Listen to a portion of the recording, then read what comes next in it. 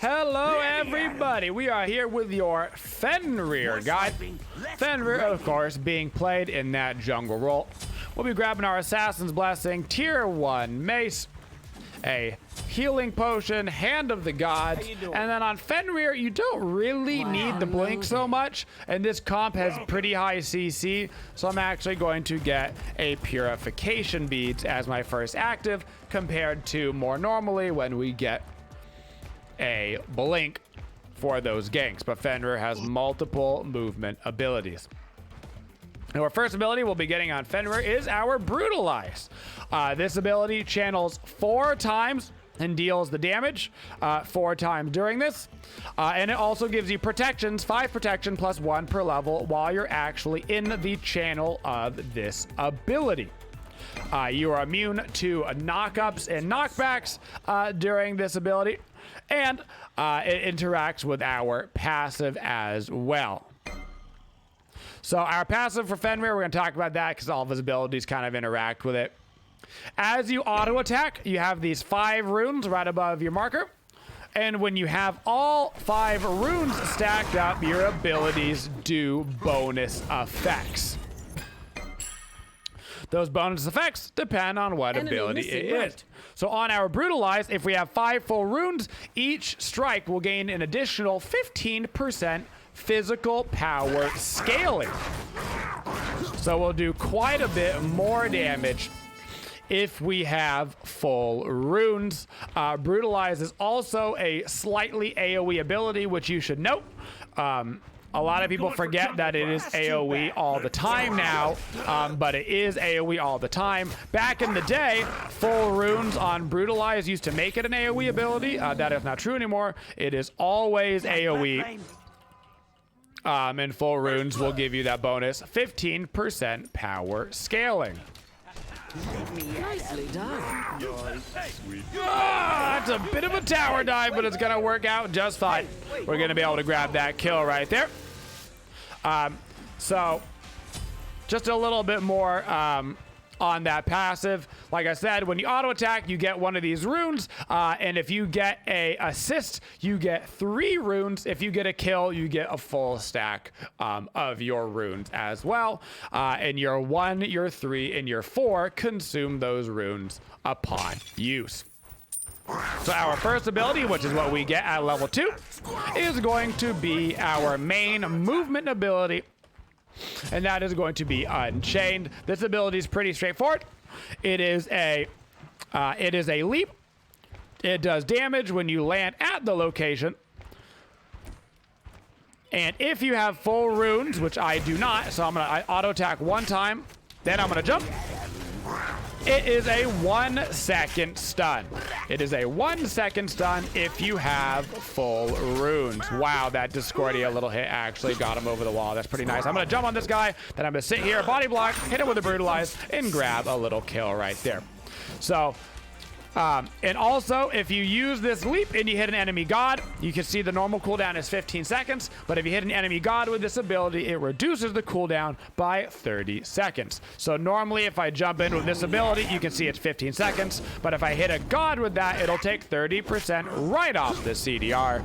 So you want to use this ability on enemy gods. It's encouraging you to use this ability aggressively. It can be used defensively to get away, but for the most part, this is going to be your initiation tool.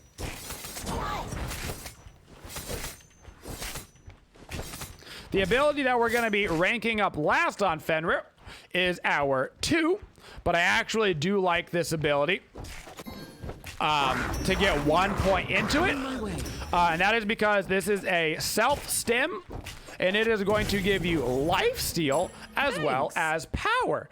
This ability does not interact with your runes. It used to back in the day. It no longer does. Well, and it will give you 20 physical power as well as 35% lifesteal for 6 seconds. So the only thing that scales on this is going to be the physical power that continues to go up, but you actually get that full lifesteal just by having 1 point into it. So I like to get 1 point into this ability and then level up our other abilities first. but that 1 point for the life steal can be really good for your sustain in the jungle or in a 1v1. Backing up, we're going to get our warrior Tabi. We're going to be building our Fenrir mostly ability damage based, trying to focus in on our 1, 3, and 4 damage for burst. So we're going to be getting things like warrior Tabi. I'm probably going to go into a crusher this game as well. I don't need any anti-healing. If I need an anti-healing, I'd have to get something like a brawler's B-stick. So I'm going to jump on this coup. I'm going to pop my ulti. We'll talk about that ulti in just a second. I'm still building on my runes. I'm kind of waiting for him to jump, because if I use my brutalize before he jumps, then he'll be able to jump over it. Once his jump is down, there's no way for him to get out of that brutalize. So our final ability is our ultimate, which is really what makes Fenrir what he is. You become a big old doggo. You gain increased movement speed, you gain CC immunity, and you start running around and you bite until you put somebody in your mouth or until the ability runs out of duration. Once you put somebody in your mouth, it'll do a lot of damage to them. So it does this burst damage, and then you hold them in your mouth, and you can set them up. Either you can do something like run them back into tower range, so they're taking damage from that. You can hold them still, so your Poseidon can just easily land a Kraken, anything like that. Their only way to get out of this ability is to either preemptively use some sort of CC immune ability, like if a Ra were to ulti right as you were biting him, he would go CC immune, and so you wouldn't go into his mouth, or if they beads while they're in your mouth. Other than that, they're stuck in there for the duration. So our leveling order on Fenrir is going to be 3-1-4-2. 3-1-4-2. A little bit of a strange leveling order. Most of the gods that we don't level their ultimate first. We do it last, but I actually like the increased 75 damage that you get on this ability. You can level up the 2 before the ultimate. I would play around with it, see what you like more for your play style. So you can either do 3-1-4-2 or you can do 3-1-2-4. I find that I am mostly using the 2 in the early game for just random sustain off of camps, like something like this, and not necessarily so much in the middle of combat to get that increased power scaling, just because of the early mana consumption that Fenrir goes through. He's a pretty mana heavy boy in the early game. Gotta see if I can't run over here to dual lane and go help out our boys. Looking at this Ganesh is actually a great target for us. So I'm gonna jump right on top of him, which is gonna stun him. I'm gonna ulti him, and I'm gonna start running him backwards towards our tower. I'm out of mana here. There we go. Apollo goes back in. I gotta just get out of this. This is really bad. I'm gonna try to jump over that Discordia ult just in case he would have gotten in range of me, and I'm just gonna continue to waddle right out of this one back to my bag harpies. So for Fenrir, our main source of damage is going to be our Brutalize, but Brutalize is really easy to interrupt. So any sort of stun, any sort of silence, any sort of leap will all stop these abilities. It is a channel, so you basically got to sit there and just channel the whole thing, which means that you want to use it on targets that have already used their getaway skill, or that don't have something to get out of you, or their counter ability has been used. So something like a Ganesh silence, the second I start brutalizing, if he silences, I just basically waste the whole thing. So Ganesh is a really good counter to Fenrir. Compared to somebody like a Hachiman, a Hachiman has a really hard time into Fenrir, because Hachi's dash and Hachi's ulti are both dashes, which means that they don't stop the brutalize. The Hachi dash can stun sometimes if it stuns you, but the interaction with the brutalize and the stun can also be weird, and so sometimes if the dash is actually too far to stun you off of it. But gods like AMC, he doesn't have a getaway skill, but he does have a cripple on his ultimate. So there's all these different things you need to factor in. Basically, you're just trying to wait out the CC on the Brutalize, because if you can get the full channel off, 165 damage times 4 plus 38 scaling times 4 is a crazy amount of damage. That doesn't even factor in my extra little bleed that I'm getting from Brutalize right now. So be a little patient with your Brutalize. Another example, I'm kind of just waiting here. Ganesh uses his dash. I'm going to Brutalize right on top of him. I presume that his silence was already down. He was using his dash to peel for his Discordia, and so we can grab that kill right there. On Fenrir, your natural combination is just going to be pretty simple. If your ultimate is down, you're going to jump in for the stun, you're going to land an auto attack, and then you're going to Brutalize, or you're going to jump in and just start auto attacking and wait for them to use a getaway skill. Like I said, that just depends on who you're going against. Can they interrupt your Brutalize? Can they not interrupt your Brutalize? If they can't interrupt it, then go right into it. If they can't interrupt it, then wait on it. If your ultimate is up, then pretty standardly, you're trying to initiate and pull a target out of position, which means that you want to have your 5 runes built up. You jump in for the stun, you land 1 auto attack, and then you ulti. So I'm going to go for Hachi in the background. Just kidding, I was going to go for Hachi in the background, but now Ganesh's silence is down, which means I can just Brutalize. Actually Brutalize on the coup, which is hilarious, because he got too close, and now I need to jump out of this, because I'm going to be in trouble. But on Fenrir, you don't have to necessarily back out completely of these fights. This is a little bit greedy of me to come this way, but I can pop my 2 and start life-stealing. I know Discordia is coming this way. I'm trying to secure this before he gets here. Unfortunately, I'm not going to be able to get it. But don't be afraid to just go back into the jungle and start farming with Fenrir. By the time you get your Assassin's Blessing proc on the mobs, and if you get your 2 going, you've actually got a solid bit of sustain. So one thing that you can do as well is you can cancel both your Brutalize and your ultimate.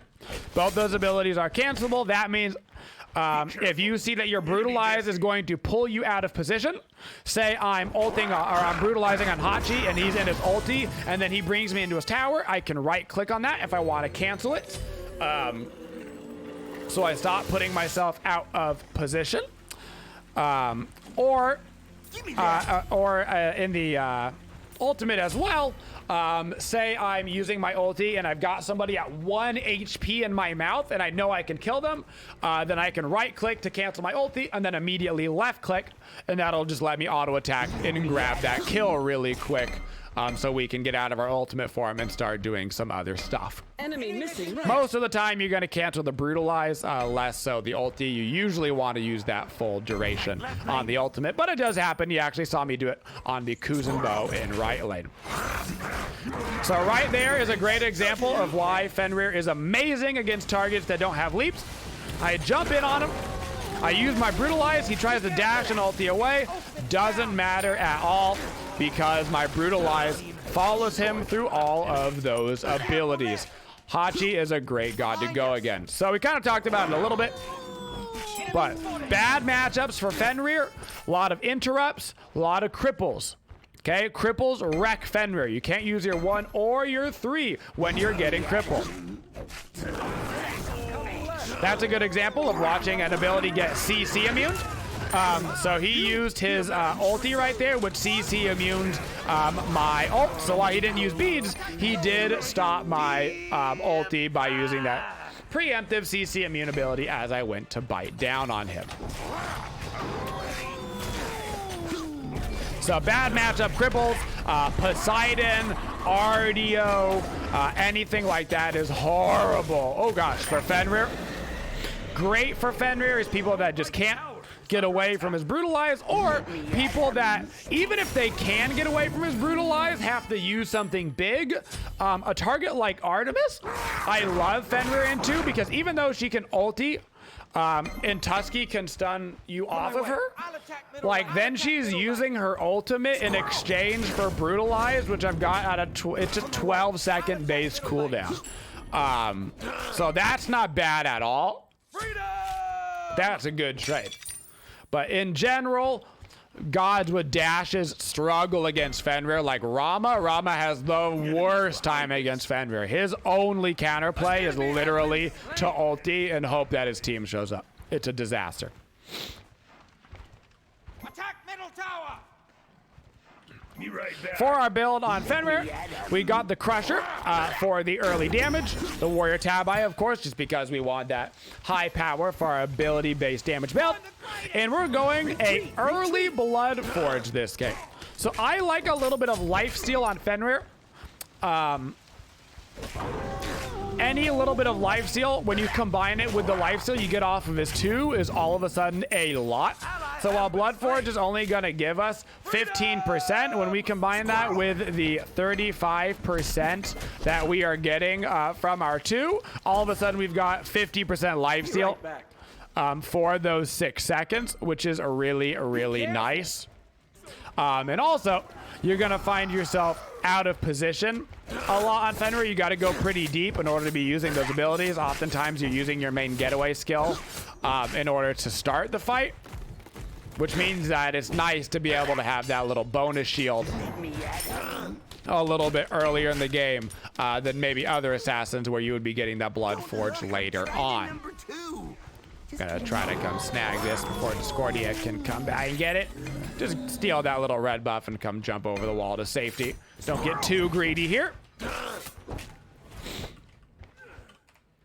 So your goal in the fights, as well as your ganking, is you're looking for targets on Fenrir that can't get away from you.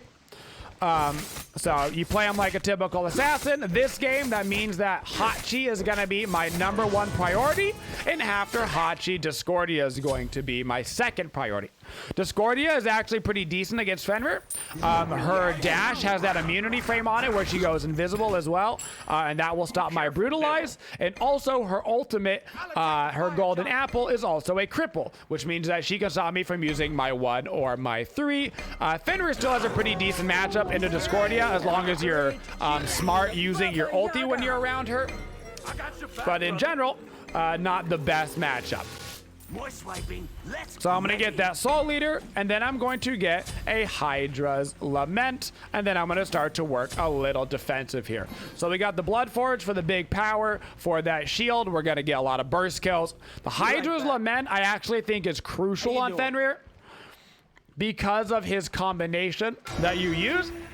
Jump, auto, 2, auto, 3, auto. Okay? So let me see if I can try to get this off for you. That's the full combination. Sometimes you don't have enough time to get the 2 off in between there. It depends on what the DR is on your opponent.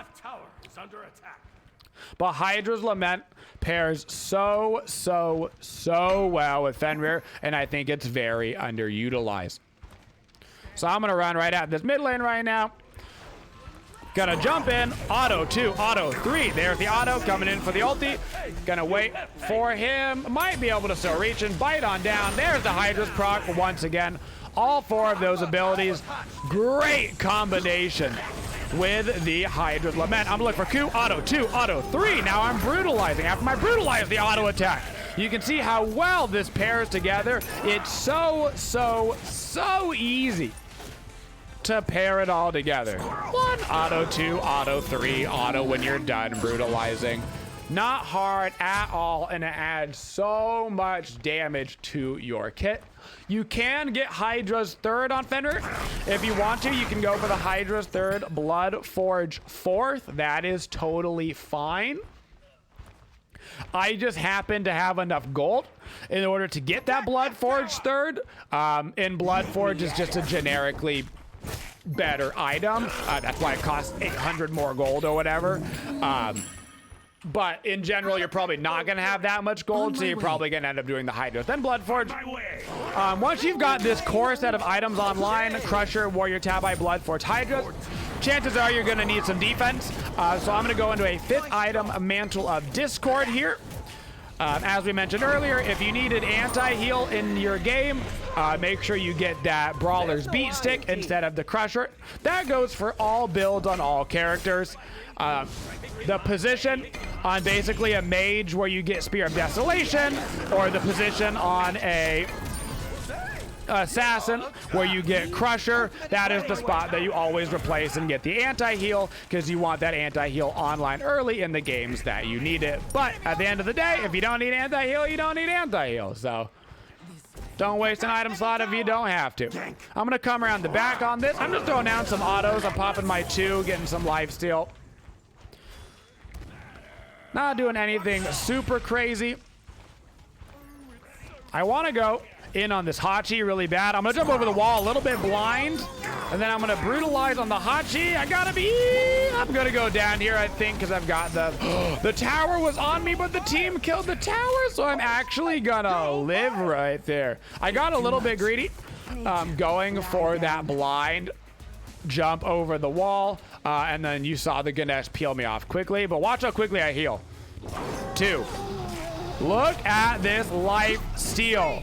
That's why I like a little bit of life steal on Fenrir.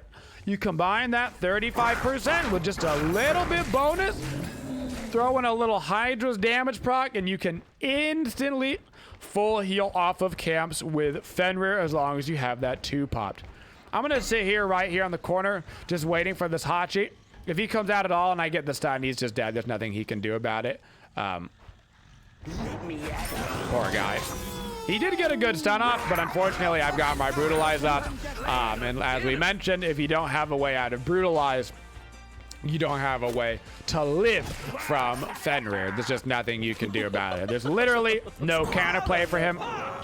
Just for those that might be really, really new to Smite, you cannot beads Brutalize. It's not how that works. You can Aegis Brutalize because then you don't take any damage while it's on you. But you can't beads it. You can beads Fenrir's ultimate, though, to get out of his mouth. You can't Aegis once you're in it because that is a CC effect. So now we're going to get ourselves a Mantle of Discord. Sell our Assassin's Blessing, and I'm going to get me some more power. In this case, I'm going to go right into a Heart Seeker, give me some percent pen online, and of course, that wonderful, wonderful passive, which is going to work on our 1, our 2, and our 3. That's too bad. Also start heading us over towards the Fire Giant, which Apollo is mostly soloing right now because the Fire Giant is a big pushover baby. Aw, he reset it. I was coming, though. Ooh, we actually got to be a little bit careful. Baba Yaga is dead. I need to see if I can't find a squishy target to try to get on. Not going to be able to go for one of these big boys just quite yet. Well, actually, this Ku's getting a little bit aggressive, so I'm going to just hold him still right in my mouth, so that way the Agni can get that kill kind of for free. Hachi just used his dash. I'm gonna actually go into the Ganesh though, trying to get the Blood Force proc. I'm not gonna get it. I actually might die because I didn't get the Blood Force proc. I need to stand behind my boys to make sure that I don't get killed right there. And I'm actually going to the Pyromancer. I'm gonna pop my 2 and some heals. We gotta be careful of that Discord. Yeah, that Fire Giant is really, really, really aggressive to be doing. Oh my God, this is also really aggressive to be doing. I'm not really doing this, am I? Oh my God, I'm following up with my boy. Oh my goodness, here it goes. Woo! This is a dumb play of the day. All right, let's just go full heal off of this camp really quick. Now we can go do the actual Fire Giant. Now that I'm actually healed up, I can come on back and get myself a little fire. I'll go tank it for the boys. Here we go. It's all good. I've got enough life steal to tank this. It's fine now. So on Fenrir with your playstyle, you're going a little bit, I call it the in and out play style. Think like how Circuit gets played, where you dive in, you try to kill somebody, and then you run away using something. So oftentimes on Fenrir, you'll jump into a fight, and then you might even use your Brutalize to get away, or you might use your ulti to get away. Something of that sort. You can see right there, I canceled my Brutalize early because I knew the Ganesh was going to peel me. I did that so I could go ahead and try to grab this quick kill onto the Kukulkan. I knew if I could get into my ultimate that I would have that CC immunity and I'd be able to pull him back towards my Herc who was coming up the lane. Gonna try to burn that Magi's off of Ganesh, but I'm going to miss the jump right there and I'm gonna back it out. So what you're really looking to do on Fenrir is you're not full committing to a fight. You're jumping in, getting as much damage on a target as you can. If you get a kill, great, and then you're running away. So maybe you brutalize into a fight and then you jump out. Maybe you jump into a fight and you brutalize out. Maybe you ulti into a fight and you jump out. Maybe you jump in and you ulti and then you brutalize out. You're trying to save usually your 1, 2, or 3. One of them for initiation, one of them for combat, and one of them for running away is kind of the standard dealio. I'm gonna pop my 2 before my brutalize to give me some extra damage on that brutalize. Keep in mind that your 2, while it does give you that life steal, that is for your autos, but this bonus power that it gives you, 80 physical power.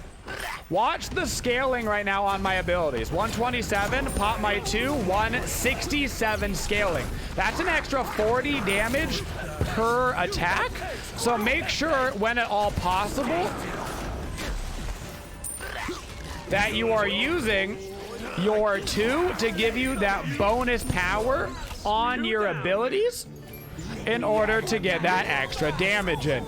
Standardly, how I do it on Fenrir, like I mentioned earlier, you jump in, auto 2, auto 3. So that way your jump won't have the bonus damage, but the more important ability to have that bonus damage is gonna be 1, most of your auto attacks, and 2, your brutalize. So that build right there would have finished up with a little Hydra's Lament, and then we would have sold our boots, and depending on how we were feeling, we would have either gotten another defensive item, something like a Magi's Blessing to stop like Ganesh silences on us, maybe something a little hybridy like a sledge, but it probably wouldn't have been a full damage item there. Something a little bit more along the defensive slash hybrid for that last 6 item on our Fenrir. That's how you do 28,000 damage on the doggo. Maximize your damage by using the 2. Make sure you rank up that brutalize first, and don't ever pick Fenrir into a high